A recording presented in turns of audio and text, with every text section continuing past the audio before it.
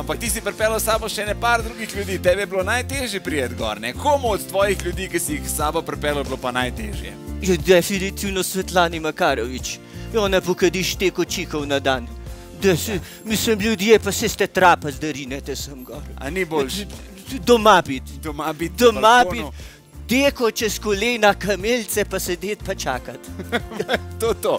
A ima kdo kakšno pritožbo glede poti na Krederco? Tja, definitivno, doktor Dimitri Rupel, poslušaj, slušalni kolega, jaz nisem takole navajen hoditi z ljudmi, jaz sem navajen, da me gor z limuzino pripeljajo. A veste, pred leti se spomnim, so bila za 7, jaz sem na Matterhorn, so me z limuzino vozili. A veste, pa šerpe v Himalaju so me v džakuzi noter vozili. Sem rekel, poslušaj šerpa, voda pa pod 30 stopinj, pa to ne gre.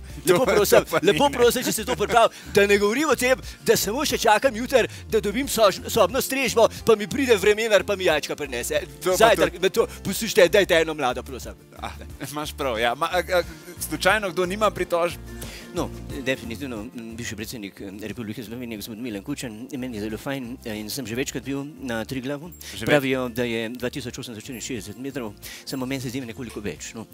Mimo grede sem pa eden redkih Slovencev, ki se brez problema v Aljaževem stolpu zelo v miru raztegne. To pa tudi res. To je pa tudi res, ja. No, tukaj gor je pa tudi... Treba gor v hribe, vohan gorski zrak. Jože, tebe pa verjeten všeč. Ej, kva smo pa mi že v dolini vriskali. Ko so rekli, da so nas že zdaj na Kredelco slišali že 5 ur nazaj, pa smo pa mi gor prišli, pa smo eno peseco zapeli, kva je to odmevali. Skale so nam ploskale. Skale so nam ploskale, jaz sem pa takoj rekel, ej, kam nam škupujem CD.